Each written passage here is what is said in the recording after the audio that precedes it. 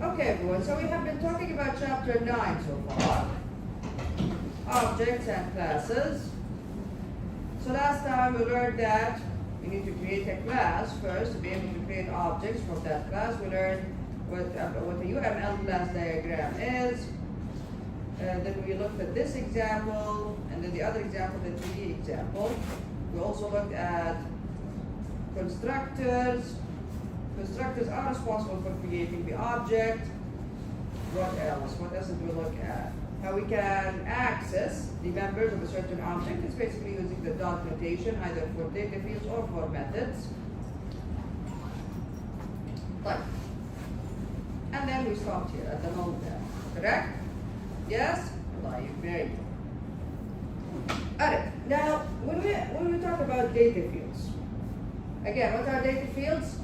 Variables that are declared outside all methods in the class. These are the data fields of the class. Now, does Java give data fields default values? Yes. Yes. The default value of a data field is null for a reference type. Reference type means an object type, string or any other object.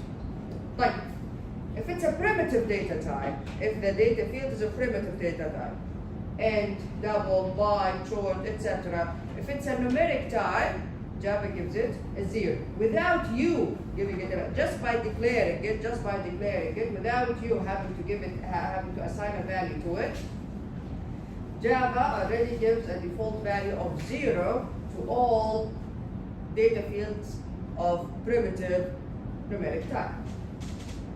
If it's a Boolean, false. If it's char, this character over here. Alright? Without, just by declaring it, yeah? Without you having to assign a value to it. Like, does Java do the same with local variables? Again, what's a local variable? A variable that is declared, that is created where? Inside a method. It's not a global one. A global variable, yes. We call it a data field. But a local one inside the method, Java does not give it a default value. Yeah, something like this. In the main method here, we created an object student from the student class. If you remember, the student class was a very simple example. Here you go. That's it. Just the class and a set of data fields. That's it. One of them is string, int, then Boolean, and char. Like. Now I only created the object. Okay? Can I do something like this? System.println name, student.name. What is name here? Name is string. Okay, what is going to be printed? Again, what is the default value? Since I did not give it a value, what is the default value for a reference type? Null. Very good. So what's going to be printed? Null here. Type age, student.age. Age is int. So what's going to be printed? 0. Excellent. Is science major. Student.is science major. Is science major is Boolean. What's going to be printed? False. Student.gender is a char character. So what's going to be printed in this case? This character over here. Okay, so we can do this. Yes. Java gives default values to data fields just by declaring. Alright.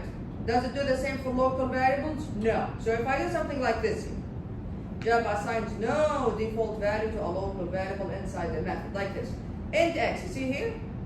It's a variable that is declared inside the method. String y, a variable that is declared inside the method. Can I say something like system.out.println x is the value of x? No. The compiler will not let us run this code.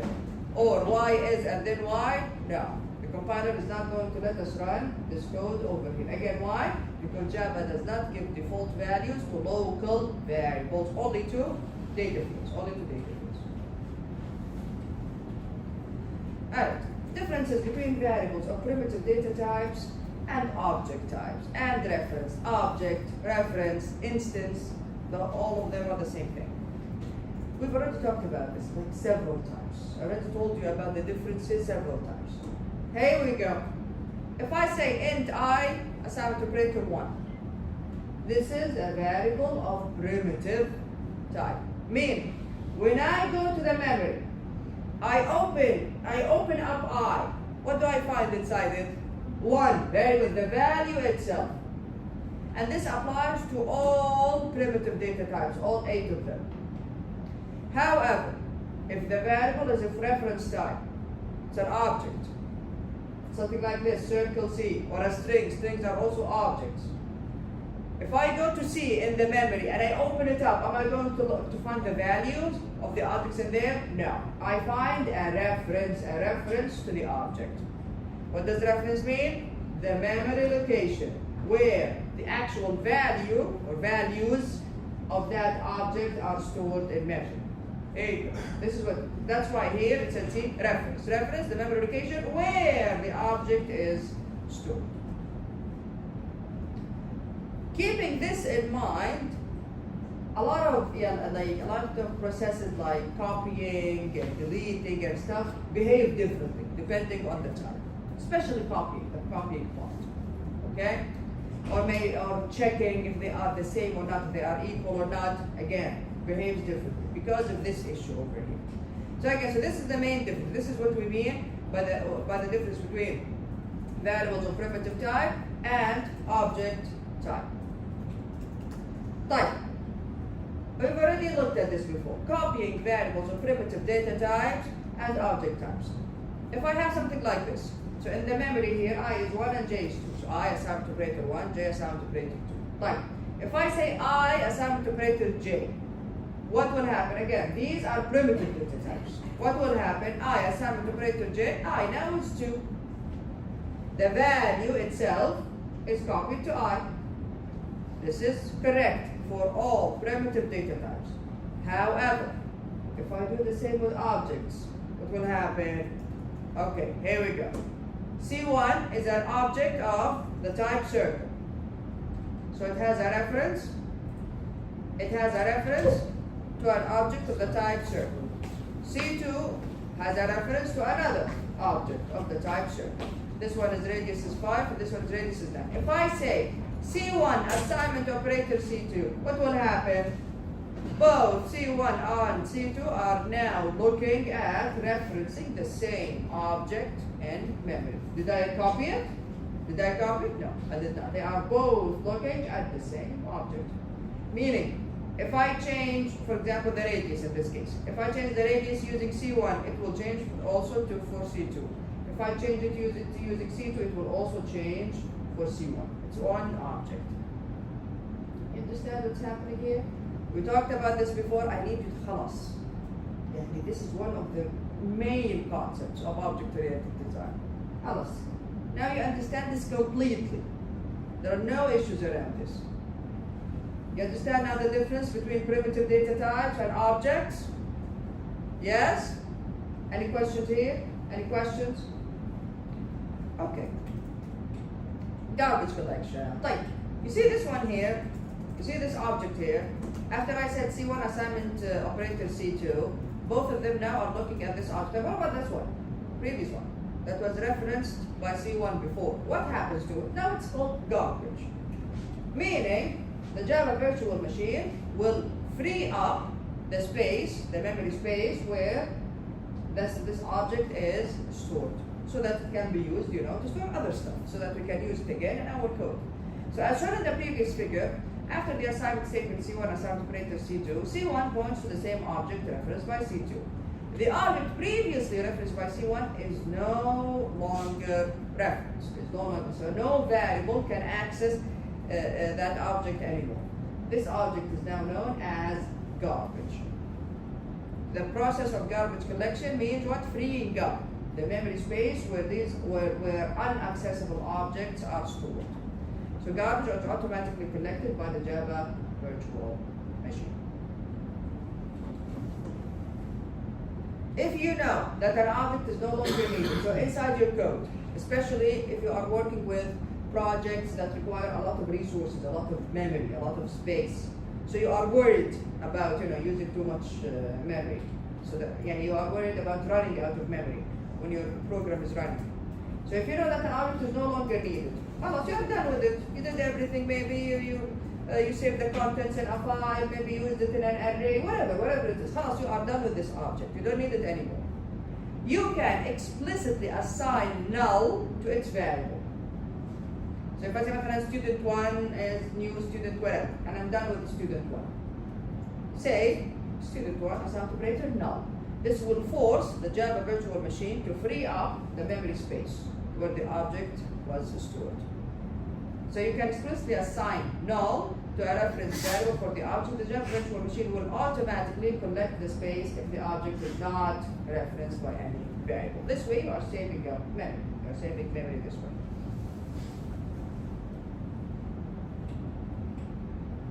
Alright, let's look at, is it one? I think three. Three more classes from the Java library. The date class. Java provides a system-independent encapsulation of the date and time where in the java.util.date class. So it's in the java.util package. Of course, you can either import it or you can use the full name of the class when you create the object. You can use the date class to create an instance. Instance means object. Same thing. To create an instance for the current date and time, and use its toString method to return the date and time as a string. Now let's look at that UML diagram here. Here you go. The name of the class java.util.date. Again, you need to import it. Here we have two constructors. One does not receive any arguments. What does it do? It constructs a date object using the current time. The other constructor receives an argument of the type long, longa, not int, long. It constructs a date object for a given time in milliseconds. In milliseconds elapsed. How many milliseconds elapsed since January 1st of 1970? Okay, so if you give it the time in milliseconds, how many milliseconds are gone since this date? It will create a date object from it. Right. Then we have toString method. toString method turns a string. It returns a string representation of the date and time. Then you can print it, for example. You can show it to the user, whatever. Later on, inshallah, we will learn that when you create a class in order to create objects of that class, it is a convention. It's a best practice to always have a toString method in that class. What does toString method do? It returns a string representation of the object. It's easier so that you can print the object.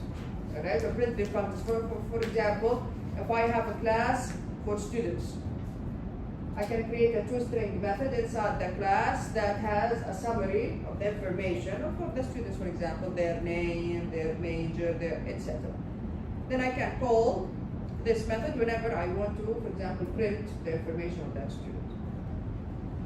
Type get time returns long, it returns the time in milliseconds. So it returns the number of milliseconds since January 1st, 1970 of this date object. Set time, it receives a long argument, it's void, sets a new elapsed time in the object. So a simple example here we go. Java.util.date, date. Can I have the variable starts with a capital letter in this case? Can I have the variable start with a capital letter in this case? No, because the class name starts with a capital letter. Okay? Of course, the variables in general should not start with capital letters anyway. But here, especially here, you cannot name it the same name as the class. So java.util.date, date with a small d here, new java.util. This will construct an object of the type date using the current time, Then you can call the toString method if you want to print it, for example. Here we go, system.println date.toString. This will return a string representation of this date object. Here we go, displays a string something like this. Okay? The date class is used extensively in a lot of programs. A lot. You can use it to calculate time, to create calendars, do a lot of different things. Okay? To calculate the date of birth, a lot. Right. So this is the date class. Random class now. Before we get into this, which method did we use to generate random numbers? Math.random. Very good. Math.random is good. It's a very good method that is used to generate random numbers. And it returns, here we go. You have used math.random to obtain a random double value between 0 and 1, of course, excluding 1. A more useful random number generator is provided, so we have an entire class dedicated to only generating random numbers, where again it's in the java.util package, so it's a java.util.random class. There we go. Type. Again, you need to import it or use the full name of the class. Yeah, it has two constructors. One constructor does not, it's a no argument constructor. What does it do? Constructs a random object with the current time as its seed. Remember seed values back from Python? Remember them? Right. So it uses the current time as the seed. Then we have the other constructor. You can actually specify the seed yourself. So it constructs a random object with a specified seed. Like, what else? Yeah, here we go. Next int. Next int returns an int. Doesn't receive anything. What does it do? It returns a random int value. Next int receives an argument, an int type, returns a random int value between 0 and n, exclusive, excluding n. So if I say, for example, I create an object of the random class named R1, method. R1 dot next int 9. This will generate a random integer between 0 and 8. Very good. 0 and 8. Excellent. Type. Next long returns a long type. Again, returns a random long value. Next double returns a random double value between 0 and 1. 1 is excluded. Next float returns a float value, random float between 0 and 1. Again, 1 is excluded. Next boolean returns a random boolean value. It's very simple, yes, very simple to use. And here we have an example. Example using a fixed seed. If two random objects have the same seed, and we've talked about this before, if you fix the value of the seed, they will generate identical sequences of random numbers. For example, the following code creates two random objects with the same seed 3. Here we go. Random 1, new random 3. See, the seed here is 3. Yeah, system.out.print from random 1. We have a loop here where we are generating what? What are we generating? Integers between what and what? 0 and 999. Very good. And how many are we generating? 10. Very good. I is 0, I is less than 10. Yes, 10.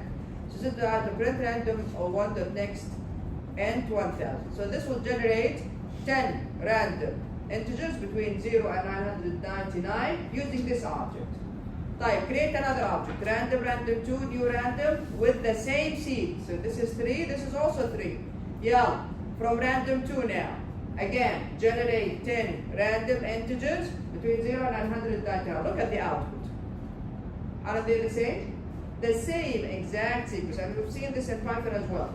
If the seed is fixed, the sequence of random numbers are going to be the same every time you click on. So why do we need to fix the sequence? Why do we need to do this? Is there a scenario where this is useful? Testing. Testing. When you are testing your system, you don't want to see different numbers every time. You need to make sure that the numbers are, that it's the same every time so that everything is working properly. Otherwise, how are you going to know that the testing is gone well or not? Right? So this is used a lot in testing, fixing the seed. And also in other mathematical stuff here. Right, so this is the random class. Then we have the point2d class, again another Java class. The Java library is so used that you will never be able to cover it yet.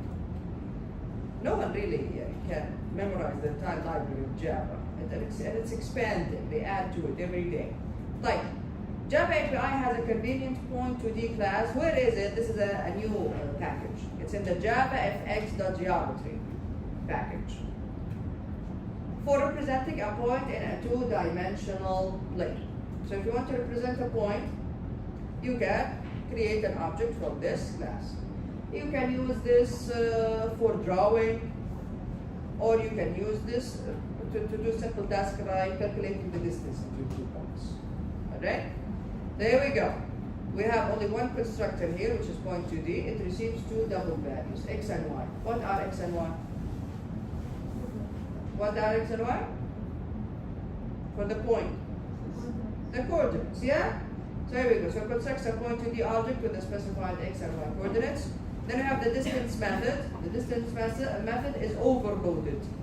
It can either receive two double values or it receives an object of the type point 2d. What does it do? It calculates the distance between this point, so it returns the distance between this point and the specifying point x and y, or it returns the distance between this point and the specifying point p. Get x from the name, it returns double, so it returns the x coordinates. Get y, again from the name, it returns the y coordinates. String representation of the object, return the string representation of the point. Most probably something like between parentheses, and then we have the points with a comma in between, something like that. Most probably. Right, make sure to look at the example. It's very simple, just creating objects and calling methods. Alright, back now to the important stuff. Instance variables and methods. Again, what did I say? Instance, reference, object, the same thing. The same thing. Okay. Instance variables belong to a specific instance, belong to a specific object. Instance methods are invoked by an instance of the class. What does this mean? When you create an object, the data fields, here we go, the data fields, if they don't have a certain keyword, we will look at it in the next slide in a second. If they don't have a certain keyword, they are called instance variables. Every time you create an object, that object has their own set of those data fields. Like for example, the radius method. Every time I create a new circle, that circle has its own radius. Every time I create a new circle object, that circle object has its own radius. Like instance methods again do not have a certain keyword in their header. How can you call them? Using the object. After you create the object, you can call these methods. This is the opposite, not exactly the opposite. This is unlike static. Here we go.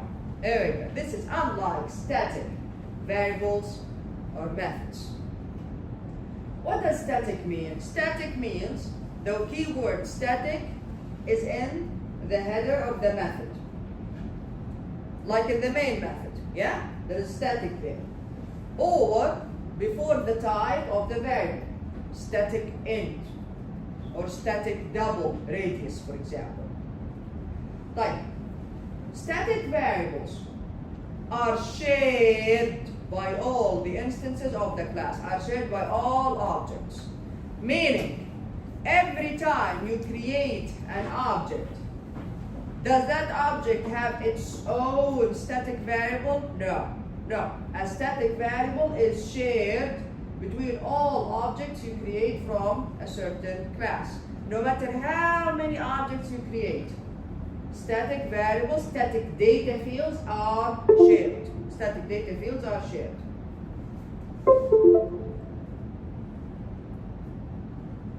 Okay. طيب. What about methods? بعدين معاك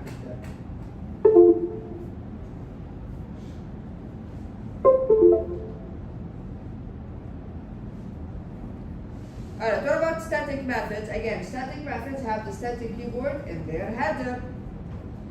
The static keyword comes before the return type. Either it's an actual type or void. Static methods are not tied to a specific object. In other words, I can call a static method using the class name.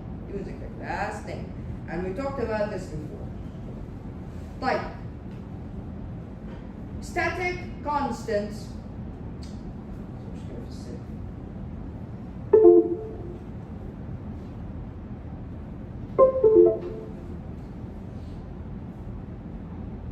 Alright. Static constants are what? Are final variables. Constant is a final variable. No? Yes? A variable that has the keyword final in it, it's constant. When you put also static in there, they are final values that are shared by all the instances, all the objects of the class. Just like the pi value in the math class. The pi value, if you go to the math class and you open it up, you will see the pi value is declared as what? As final and static. Final, static, I think most probably it's double. Final, static, double, pi, and then the value of pi is integrated and the value of pi. Okay? Like, what does all of this mean? Let's look at the example, or let's read through this first and then look at the example. To declare static variables, constants, and methods, what do we use? Which word? The static variable. We use the static modifier. Like, here we have a simple visual representation before we get into the code. Alright. This is the circle class. Again, from before it only had the data field, which is the radius. Right? Now I added another data field called number of objects. The type here is int. Since it's underlined, here we go. Since it's underlined, this means that this data field is what? Is static. Very good. This means it's static. So in a UML class diagram, how do you know that the data field or a method is static? The underline. So this data field here is static. Meaning it is shared by all objects of the type circle. Now from the name here, number of objects, it's quite clearly used to track how many circles you are creating. Number of objects, number of objects. It is used to track how many circle objects you created so far. Type. Is this the only use for static variables? No, of course not. This is just a simple example. Okay? This is just a simple example. Type. Let's look at the methods here. Of course, assuming that there is also a constructor, but it's omitted. Type. Let's look at the methods. Get number of objects. It returns an int value. It's also underlined, meaning it's also what? Static. Very good. It's also static. Then we have, of course, get area from the previous example. Like, what does this mean? Let's look here. When I create circle 1, circle of the type circle, I make the radius 1. Okay? A number of objects at this point, after creating the first object, is 1. Then, circle 2. Circle 2 again of the type circle, the radius in this case is 5 for this object. You see here, radius here is 1, radius here is 5. This variable is different from this one. Every time I create a new object, the non-static instance, the instance data fields, every time I create a new object, that object gets a new set of instance data fields. However, with static data fields, it's only one that is shared between all the objects, like this. See? It's only one. All of them have the same number. The number of objects is only one variable, and it's shared by all the objects that you create from that class. It's one memory location. It's stored in a specific memory location, and it's only one, and it's shared by all the objects. It doesn't create, every time you create a new object, it doesn't create a new number of objects variable. No. But for radius, every time you create a new circle, a new radius variable is created for that object. Static? No, it's only one, and it's shared by all of the objects. I'll get back to you in a second. So here we go. So after I create the second circle, number of objects now become, of course, this is in your code. Java doesn't do this for you. This is in your code, and you will see the code in a second. So after 2 circle objects were created, number of objects now is 2. Type. Let's understand this by looking at the code. Alright. There we go. Circle with static members. Alright, so this is my class. I'm just going to NetBeans very quickly.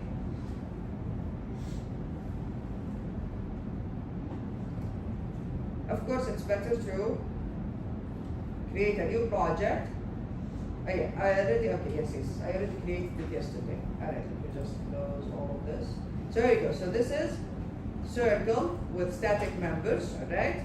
And then the other class, the one that has the main method where we create the objects, here you go, it's test circle with static members. And I also have it here. This is test circle with static members. Alright, very good.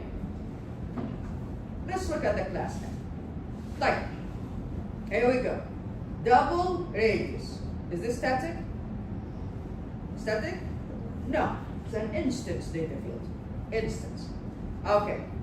Hey, and then we have here we go. Static int number of objects. Static int number of objects. Number of objects is what now? Static. I assign 0 to it, you don't need to. Even if you don't assign 0 to it, Java will give it the default value of 0 since it's a data field. Radius here, what is the default value of radius? 0. Very good. Like, then we have the constructor. Here we go. This is the constructor. The constructor, this is the no argument constructor, makes the radius 1 and, see what happens here? Increases the number of objects, the static data field, by 1. This is why every time I create a new object, the number of objects gets increased because the constructor does that. Right, look at the other constructor. There we go. The other constructor receives a double value, sets the radius to that value, and also it increases the static data field, which is number of objects. Right here. What else do we have? We have get number of objects. It's static and returns an int. It returns an int. What does it do? It returns the number of objects. Right. My question here: why? Why do we need this method to be static?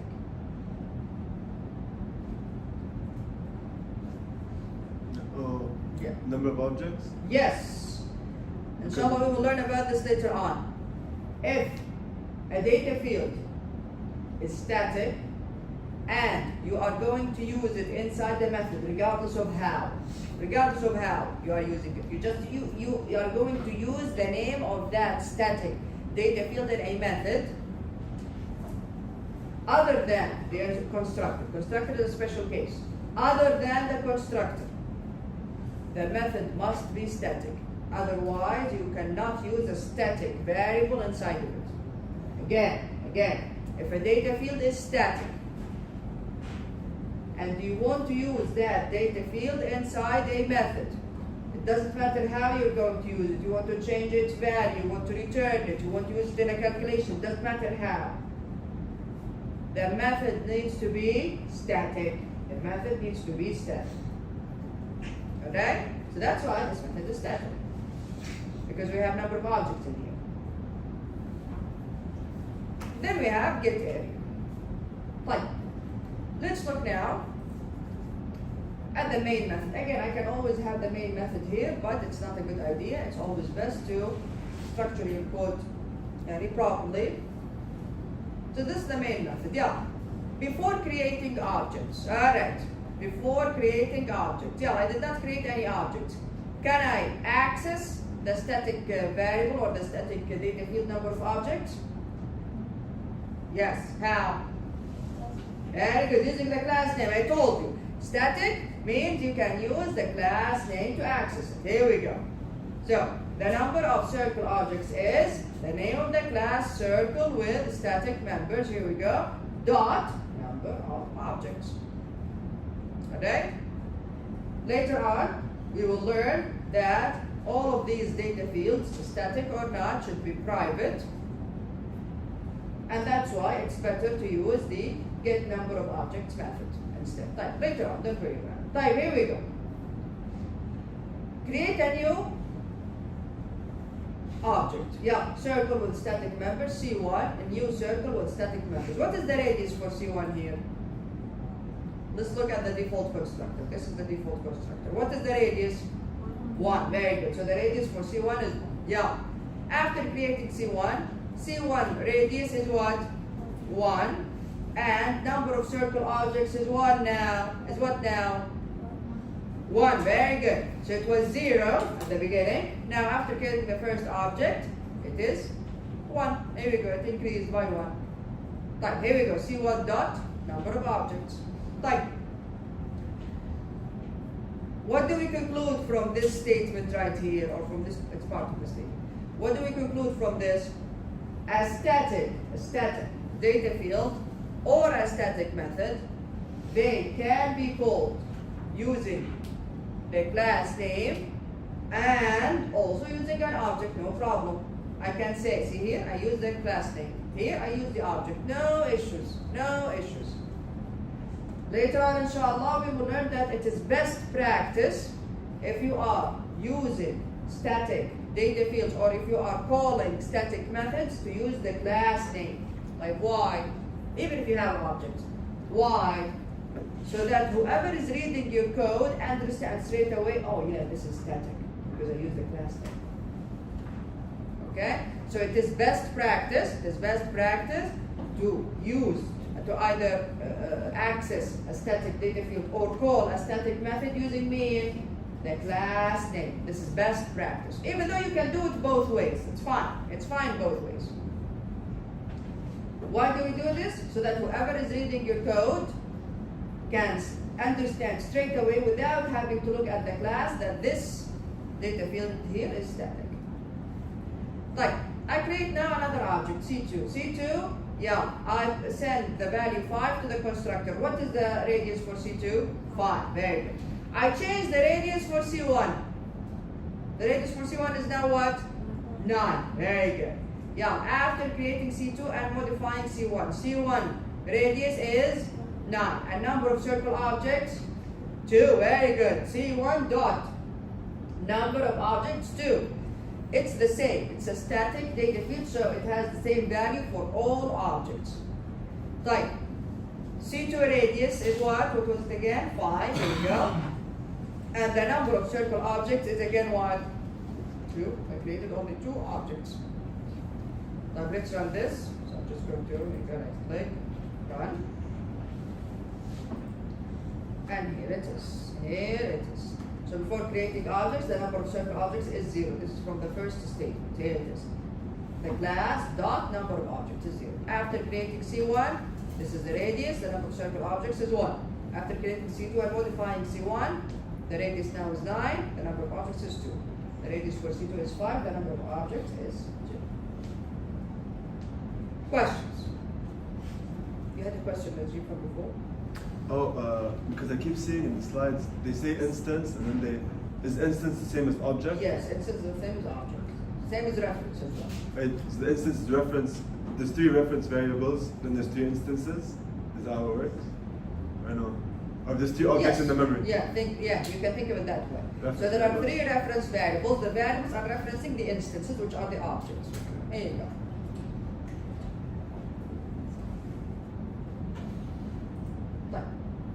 Questions? Any questions? These are very important. Very important. Very. Now we know what we mean by static. What about public or private? What about these? Alright. Visibility modifiers. We call them visibility modifiers because they control how visible a variable, a method, or a class is. Public, private, type. Then we have accessor and mutator methods. What are accessor and mutator methods? Get and set. Accessor, they access something. Get. Mutator, they change something. Set. There we go. Get and set methods. Type. Now, let's start with the visibility modifier first.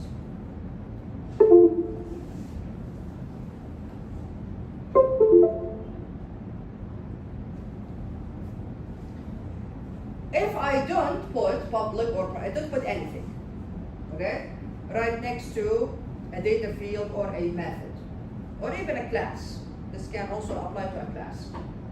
If I don't put anything, I don't specify public, private, nothing. By default, see, this is what we mean by default. By default meaning if you do not have a visibility modifier. The class, the variable, the data field, or the method can be accessed by any class in the same package. So, if there is nothing, no public, no private, nothing, this class, this variable, or this method can be accessed where? By any class, only in the same package. Meaning if you are outside the package, we cannot access them anymore. You cannot even create objects here. This is what I mean, access them. You cannot access them anymore. Like public. If a class is public, if a data field is public, if a method is public, they are visible to any class anywhere. Inside the package, outside the package, doesn't matter. They are visible to any class in any package. Like what about private? We put private only to data fields and methods because what is the purpose of having a class being private? You understand in a second.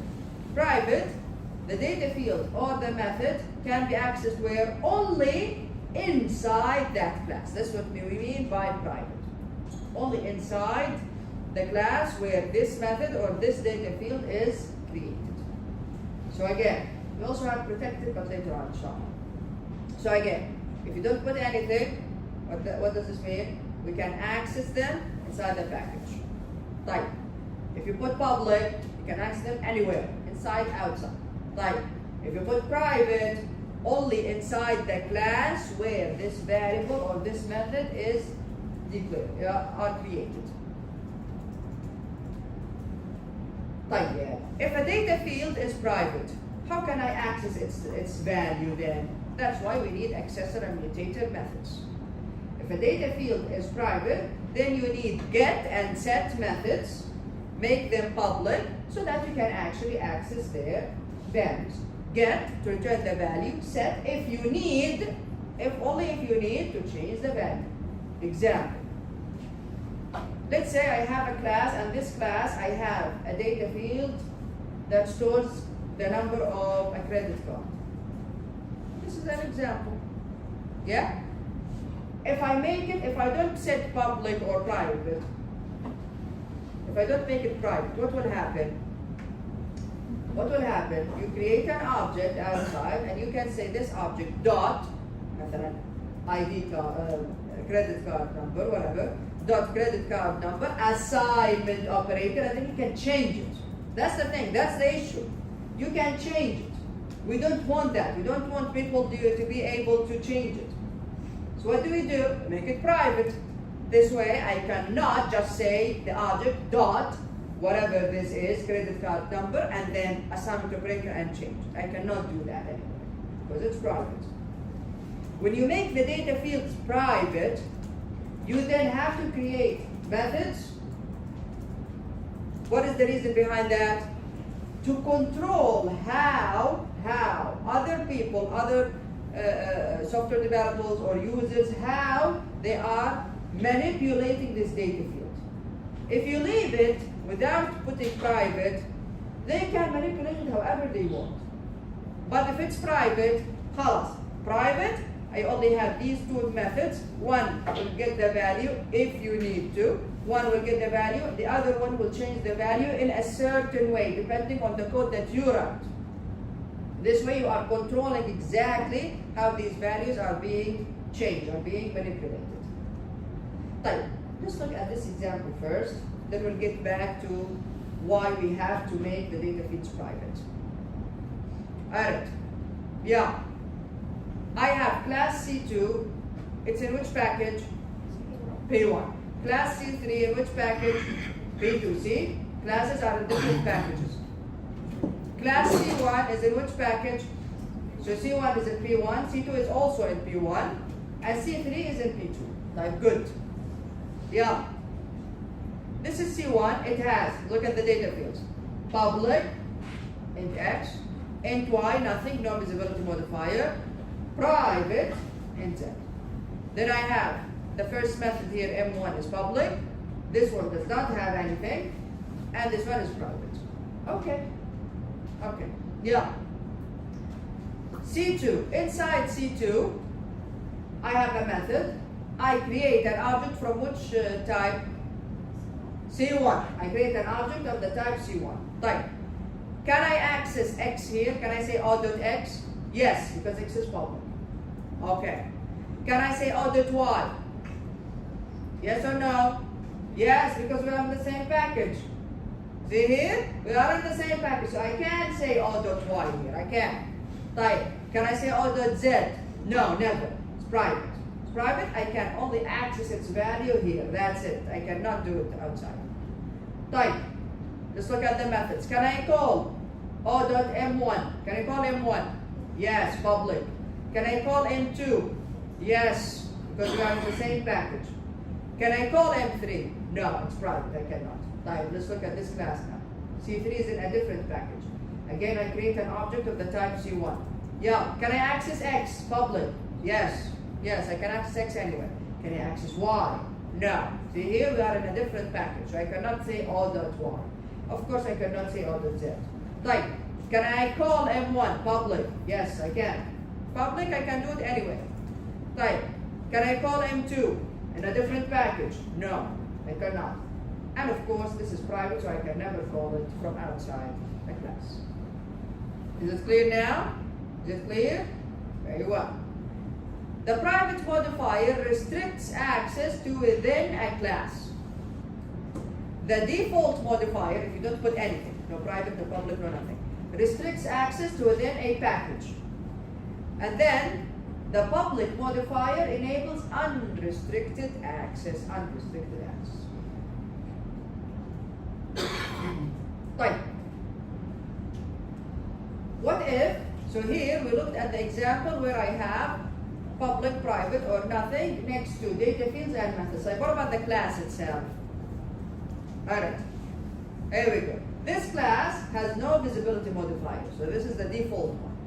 This one has public, and that's it. Is there a point of having a private class?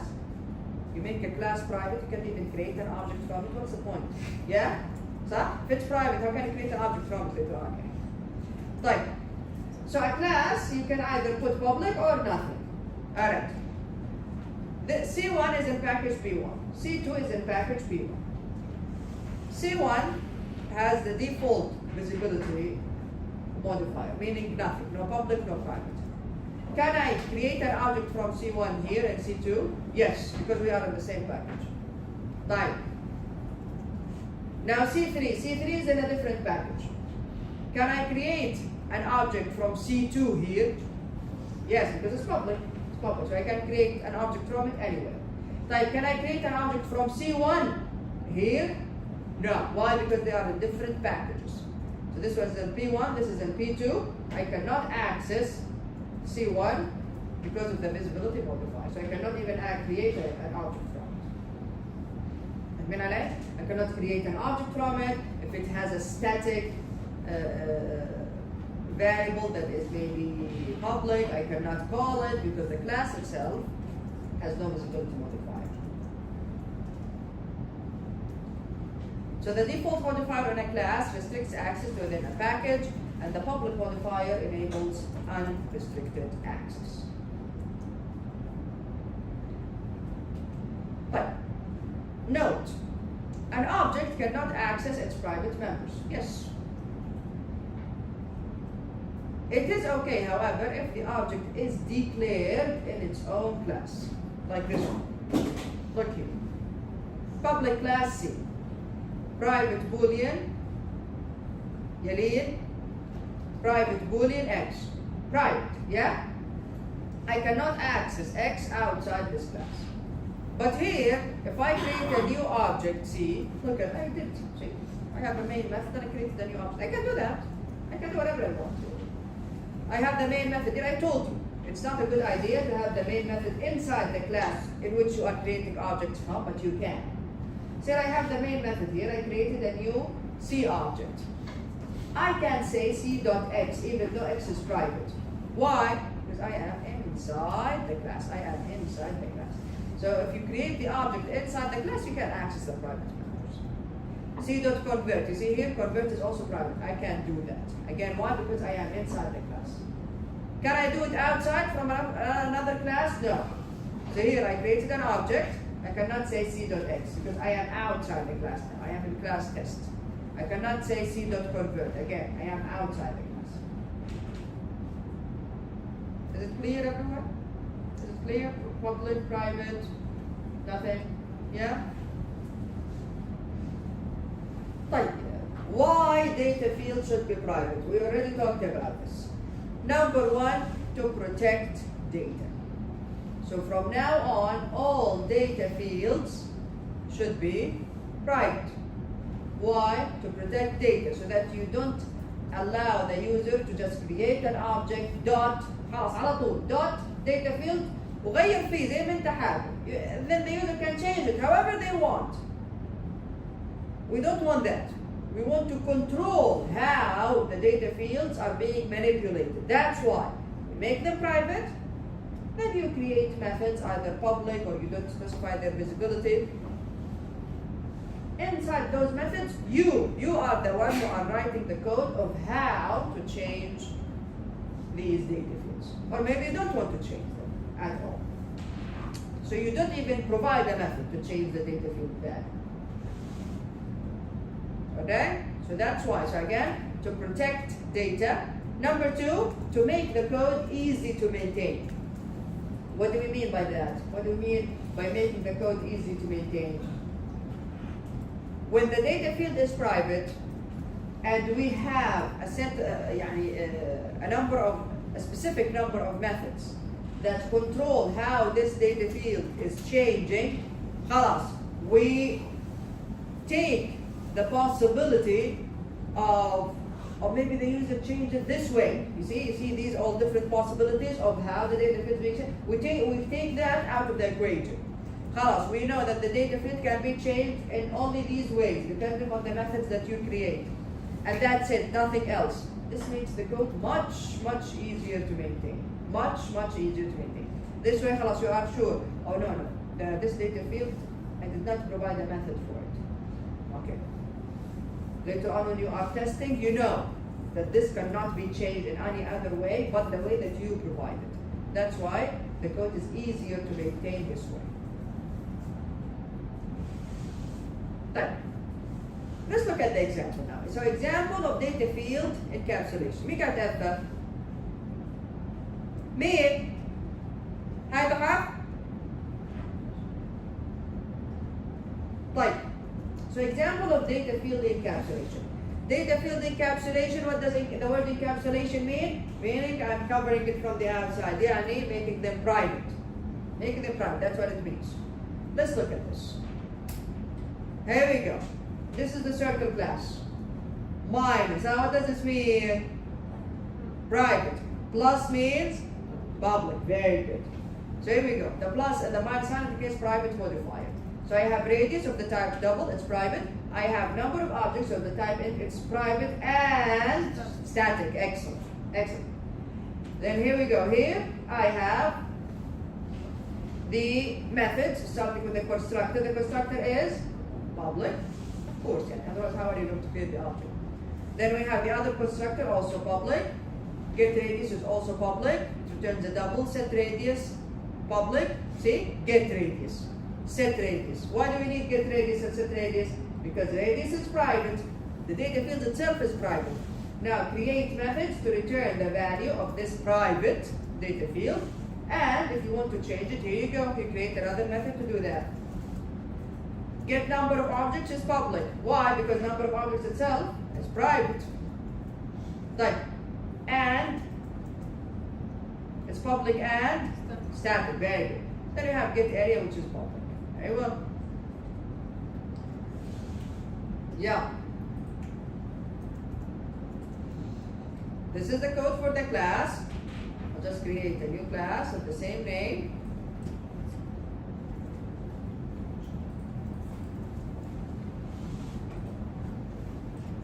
Alright, finish. Then let me just copy this.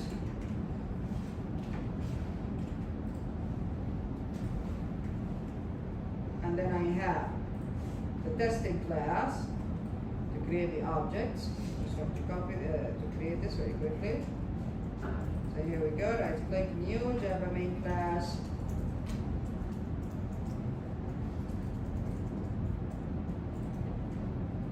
And then just copy the code.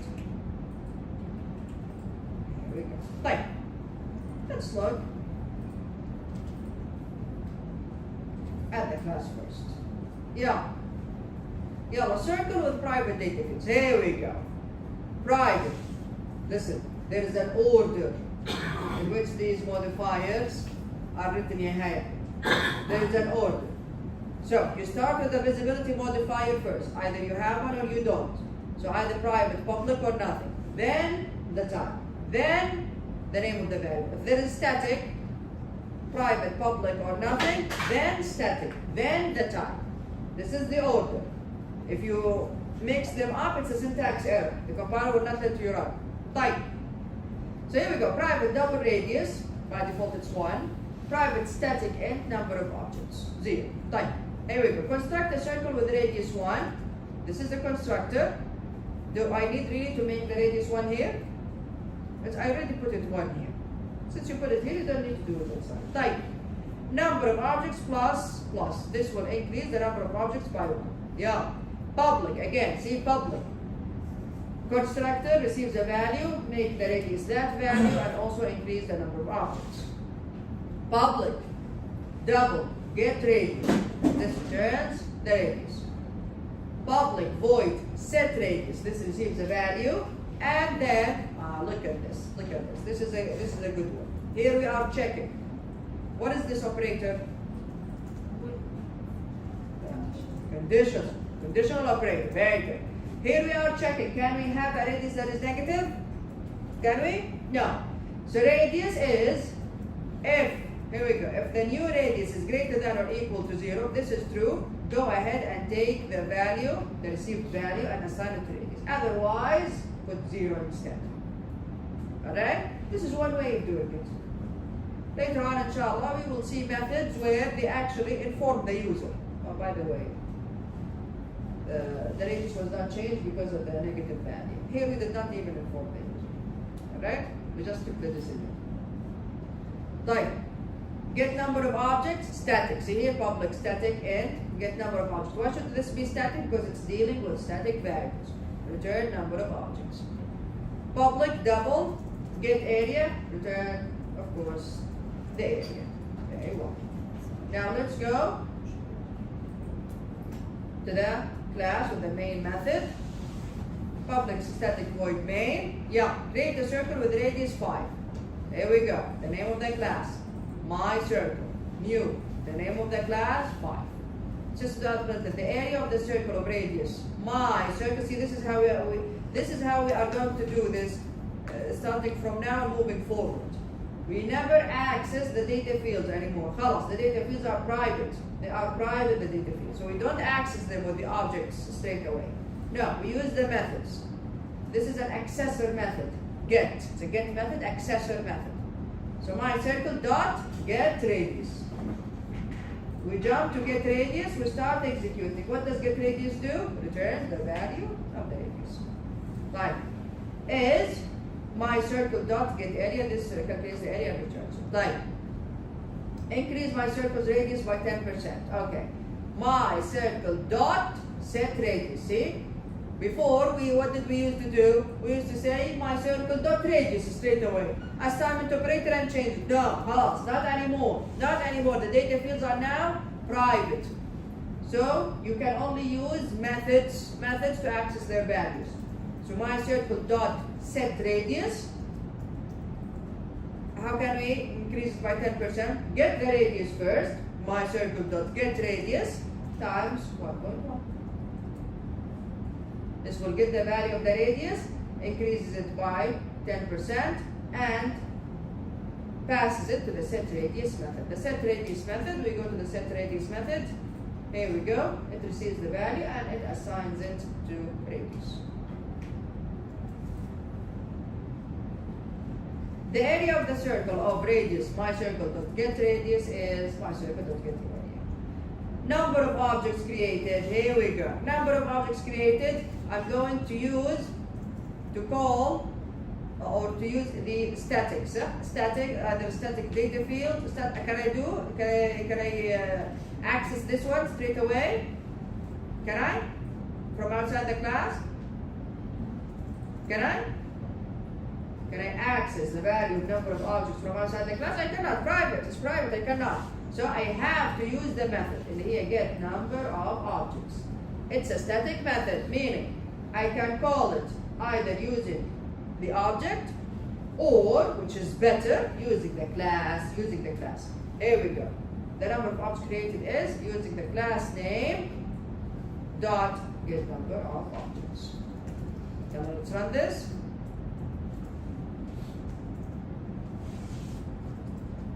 Here we go. The area of the circle of radius 5. This was no, it's only one. Yeah, only one. Okay, of radius 5 is this one. The area of circle of radius 5.5 after increasing it by 10% is this one, and then the number of objects created is only one. Questions? This is a really good example of how a class should be. Really good example. All the data fields are private. You need to access them. Create an accessor method. What's an accessor method? Get. You need to change them. Create a mutator method. What's a mutator method? Set. And name it something very clear. Get radius. Set radius. Get name. Set name. Only if you need to. Again, this depends on the problem, on the sensitivity of the issue area that you are dealing with.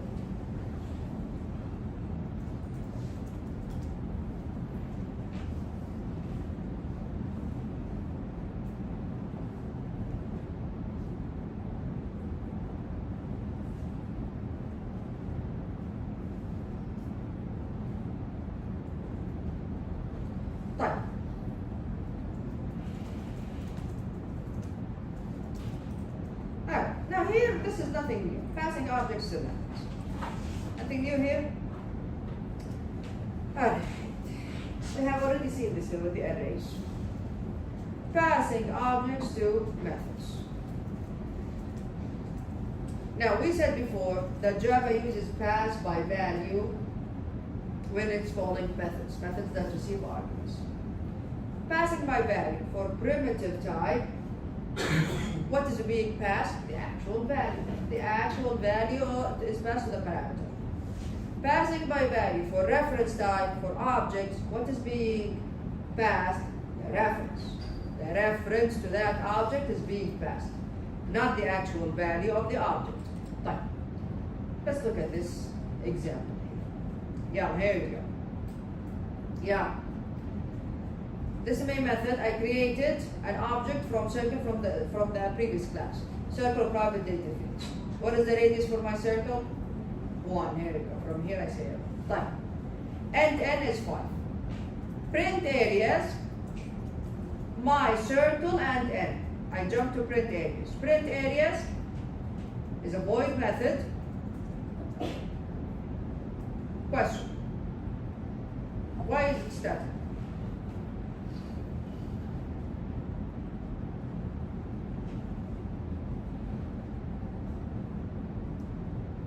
Are the get methods static? Are the get methods static? This is not the circle class. This is the other circle, the other class where we have the main method. Why is this one static? So we can use it? Where?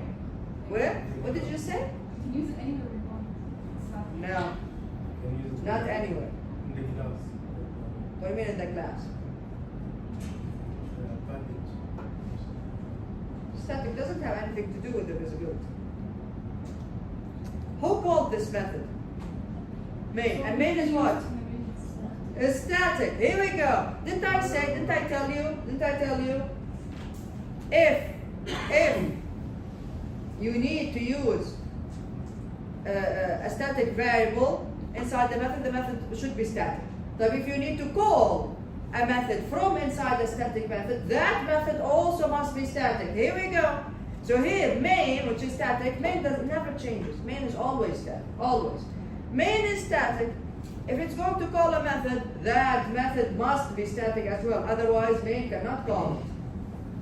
Alright, you get it now? So why is this one static? Because it's called by main. Main is static. Here we go.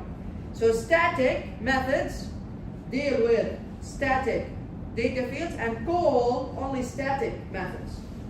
Alright? Right. So here we go.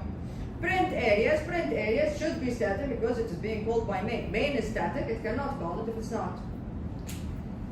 Yeah, print areas receives what? Receives the object, which is my circle, receives a reference to it, where here.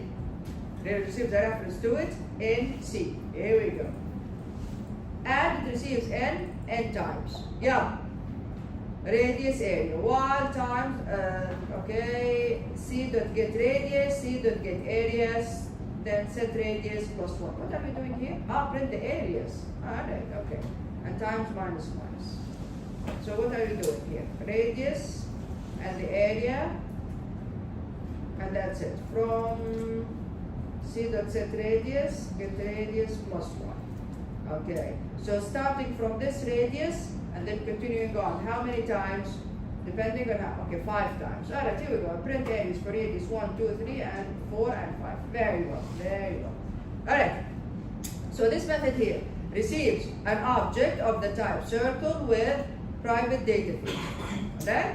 And it receives an int value. What does it do? It prints out the radius for this object first, and the area. Then it changes the radius for the object. How? By adding 1 to it. Here we go. C dot set radius is what? Is C dot get radius plus 1. This will return the radius. At the beginning it was 1. So it will return 1. Add 1 to it. Now it's 2. Yeah. Get radius. Now it's 2. And it's area. Yeah. Change the radius again. C dot set radius is C dot get radius, which is 2 at this time. Which is, 2 at this time plus 1. Now it's 3. Yeah, get the radius 3 and its area. Yeah, set the radius again. 3 plus 1, 4. Alright? So this goes on how many times? 5. Yes, this goes on 5 times. Then we come back here. What is the radius after this method?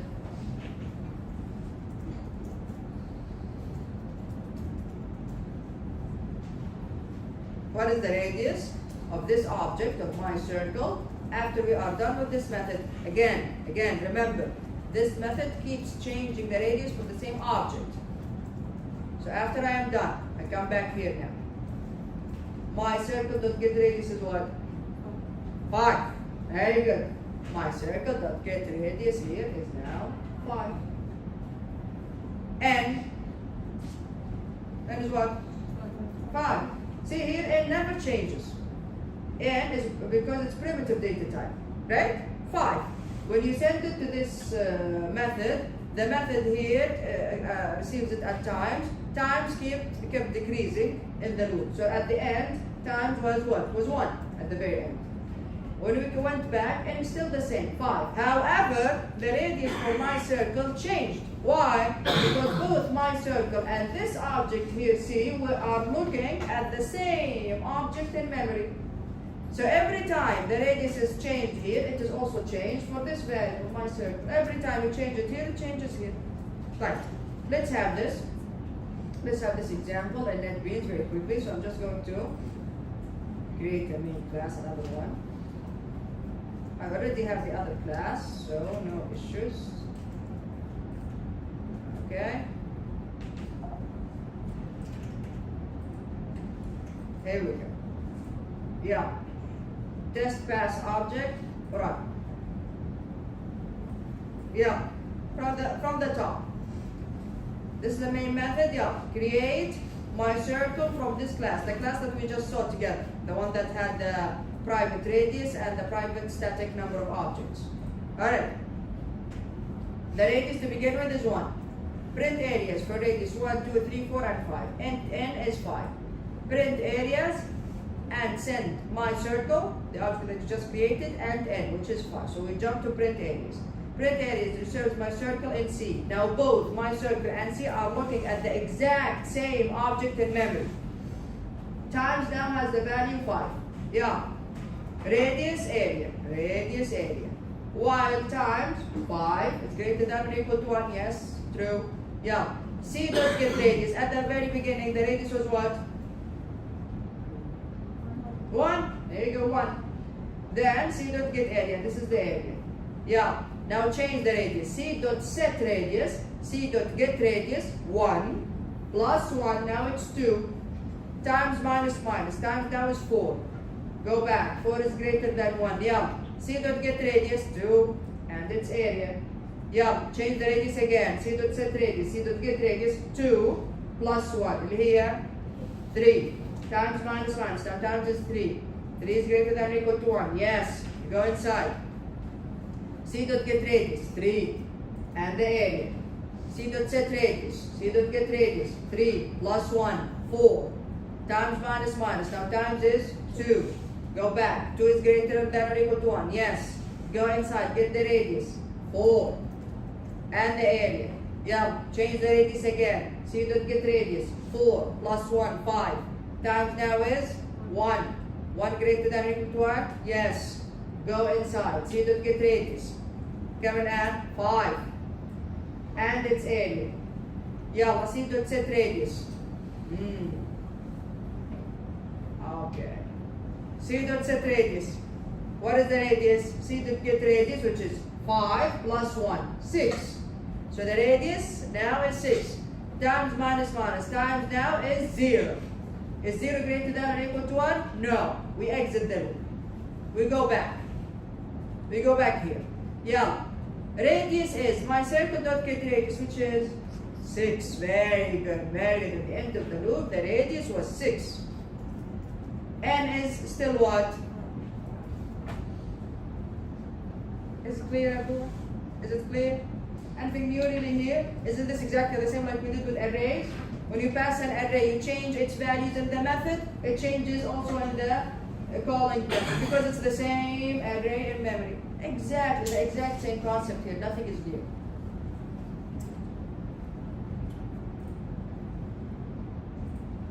And this is the call stack for what just happened. Arrays now.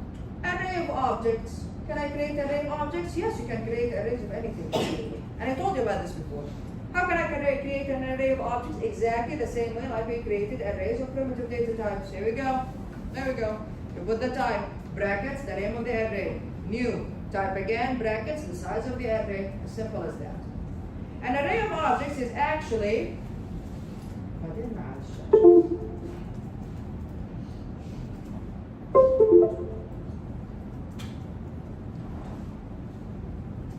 so an array of objects, Jude, is actually an array of reference variables, not of primitive data types. It's an array of reference variables.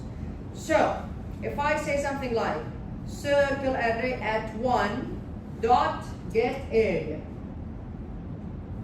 this involves 2 levels of referencing. Circle array references to the entire array, and then circle array at 1 references to a circle object, like this. And if you want to think about it in memory, how does it look like? Circle array is reference to the array itself, all of it together. If I say circle array at 2 method, circle array at 2 is referencing an object, a circle object in memory. Alright, so that's what we mean by 2 levels of referencing. Alright. Look at this one. Summarizing the areas of the circles. Now, what you need to keep in mind is that when you create an array of objects, you need to go through the array and create the objects. Yani, when you say circle, bracket, circle array, you circle 10. And that's it. That's it, nothing else. And then you say circle array at 0, for example, dot get radius. What will happen? Again. You created the array, only this statement, nothing else.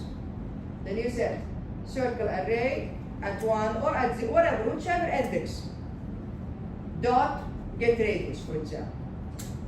What will happen?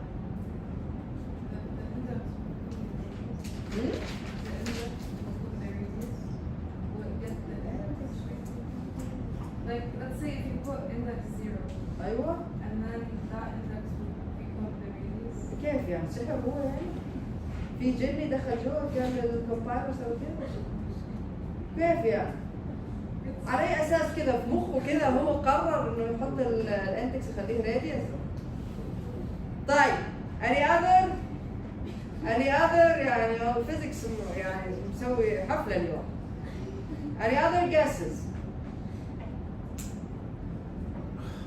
Zero.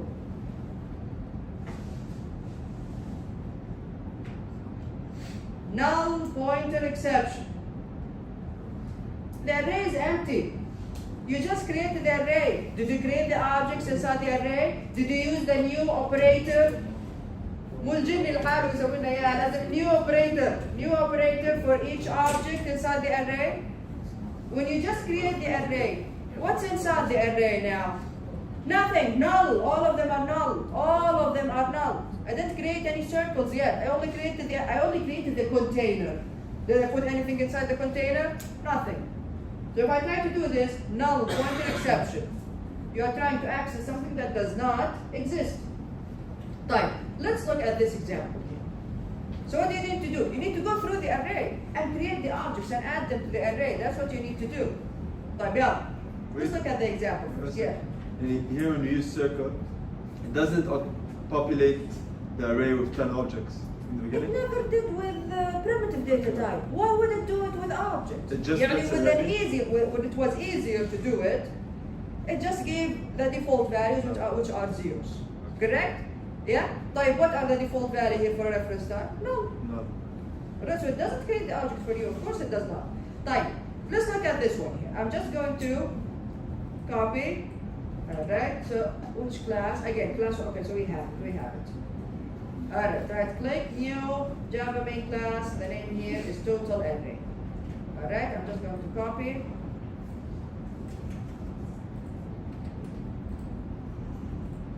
Yeah, run total array.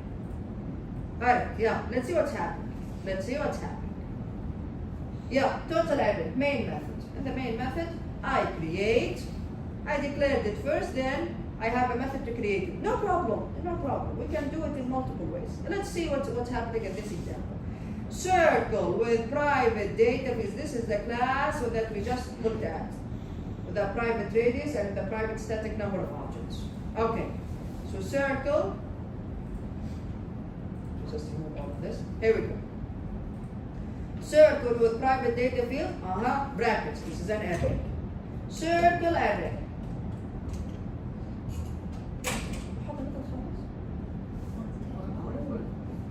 It should at 2. Let's finish this quickly. I kept thinking about 2:30. Right. Circle array is create. Circle array. This is the method that creates the array. Let's go to the method. Here we go. Create circle array. Doesn't receive anything. What does it return? It returns an array of the type circle with private data fields. Yeah, what do? Create the array circle with private data fields, circle array, and new circle private data fields. How many? 5. Yeah. Then I have a loop. See, this is what happens. I need a loop to access the individual indexes. For int I is 0. I is less than ya Abdullah. Circle array dot length I plus plus. Circle array at I, so at 0 to begin with. ايش؟ هاي جود. ايش عندي هنا؟ شفتي هذا هو الجني، هذا هو هنا هو. Yeah. New circle with private data fields, and then here we are just using random numbers between what and what? 0 and 100. 100 is excluded for the radius. Okay? Here we go. I create the object. Added to the array. Go through the entire array. Only 5 objects anyway. Return it. Return the array. The array is returned here. Then print circle array. Go ahead and pass the array to it. Where is print circle array? Here it is. Print circle array receives an array of the type circle with private data fields. Okay. Print f.